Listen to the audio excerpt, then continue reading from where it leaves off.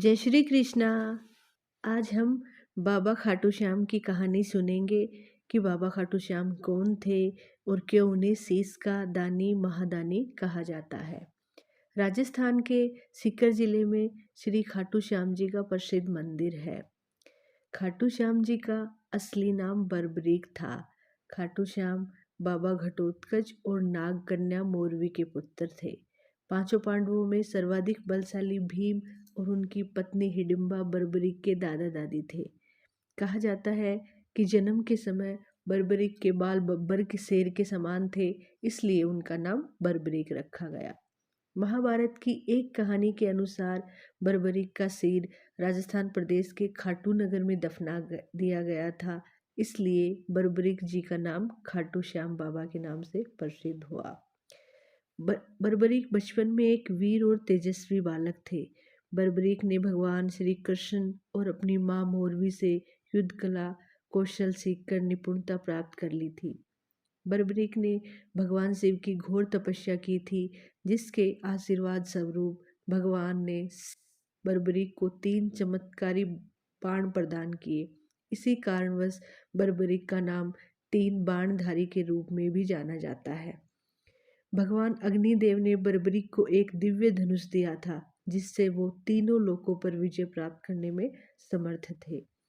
जब कौरवों पांडवों का युद्ध होने की सूचना बरबरीक को मिली, तो उन्होंने भी युद्ध में भाग लेने का निर्णय लिया।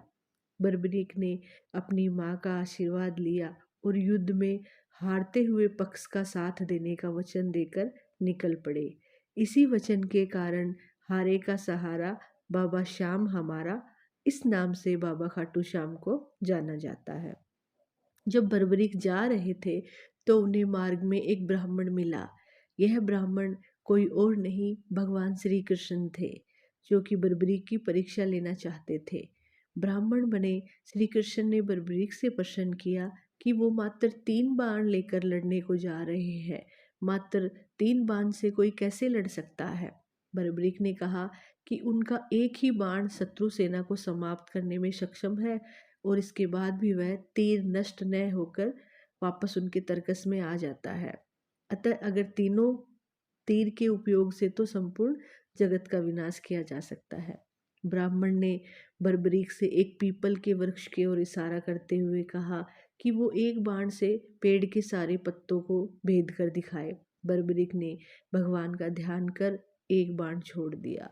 उस बाण ने पीपल के सारे पत्तों को भेद दिया और उसके बाद बाण ब्राह्मण बने कृष्ण के पैर के चारों तरफ घूमने लगा। असल में कृष्ण ने एक पत्ता अपने पैर के नीचे छिपा दिया था। बरबरीक समझ गए कि तीर उसी पत्ते को भेदने के लिए ब्राह्मण के पैर के चक्कर लगा रहा है। बरबरीक बोले, हे ब्राह्मण, अपना पैर हटा लो, नहीं तो ये आपके पैर को भेद देगा। श्री कृष्ण बरबरीक के पराक्रम से प्रसन्न हुए। उन्होंने पूछा कि बरबरीक, किस पक्ष की तरफ से युद्ध करोगे? बरबरीक बोले कि उन्होंने लड़ने के लिए कोई पक्ष निर्धारित नहीं किया, वो तो बस अपने वचन के अनुसार हारे हुए पक्ष की ओर से लड़ेंगे। श्री कृष्ण ये सुनकर विचार मग्न हो गए, क्योंकि बरबरीक के इस वचन के बारे में कौरव पहले से जानते थे।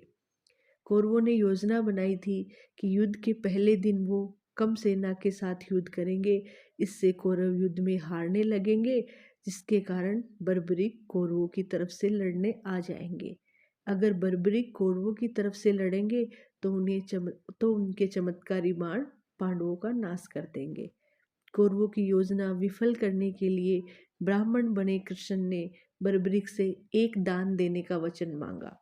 बरबरीक ने दान देने का वचन दे दिया।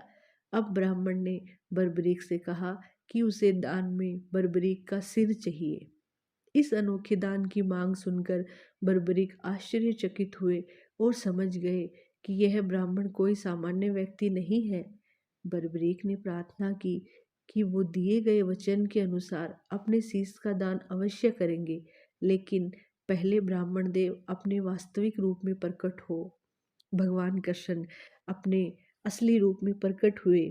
बरबरीक बोले, हे देव, मैं अपना शीश देने के लिए वचनबद्ध हूँ, लेकिन मेरी युद्ध अपनी आंखों से देखने की इच्छा है। श्री कृष्ण बर्बरीक की वचनबद्धता से प्रसन्न होकर उसकी इच्छा पूरी करने का आशीर्वाद दे दिया। बर्बरीक ने अपना शीश काटकर कृष्ण भगवान को दे दिया। श्री कृष्ण ने बर्बरीक के सिर को 14 देवियों के द्वारा अमृत से सींचकर युद्ध भूमि के पास एक पहाड़ी पर स्थित कर दिया, जहां से बर्बरीक युद्ध का दृश्य देख सके। इसके बाद कृष्ण ने बर्बरीक के धड़ का शस्त्रोक्त विधि से अंतिम संस्कार कर दिया। महाभारत का महान युद्ध समाप्त हुआ और पांडव विजयी हुए। विजय के बाद पांडवों में यह बहस होने लगी कि इस विजय का श्रेय किस योद्धा को जाता है। तो श्री कृष्ण ने कहा, चूंकि बर्बरीक इस युद्ध के साक्षी रहे हैं, अतः इस प्रश्न का उत्तर उन्हीं से जानना चाहिए। तब परमवीर बर्बरीक ने कहा कि इस युद्ध की विजय का श्रेय एकमात्र श्री कृष्ण को जाता है, क्योंकि यह सब कृष्ण की ही उत्कृष्ट युद्ध नीति के कारण संभव हुआ है। विजय के पीछे सब कुछ श्री कृष्ण की ही माया थी। बर्बरीक के इस सत्य वचन से देवताओं ने बर्बरीक पर पुष्पों की वर्षा की और उनके गुणगान गाने लगे। श्री कृष्ण बर्बरीक की महानता से अति प्रसन्न हुए और उन्होंने कहा, हे वीर बर्बरीक, आप महान हैं। मेरे आशीर्वाद स्वरूप आज से आप मेरे नाम श्याम से प्रसिद्ध होोगे। कलयुग में आप कृष्ण अवतार के रूप में पूजे जाओगे और अपने भक्तों के मनोरथ पूर्ण करोगे। भगवान श्री कृष्ण का वचन सिद्ध हुआ और आज हम देखते हैं कि भगवान श्री खाटू श्याम बाबा जी अपने भक्तों पर निरंतर अपनी कृपा बनाए रखते हैं। बाबा श्याम अपने वचन के अनुसार हारे का सहारा बनते हैं।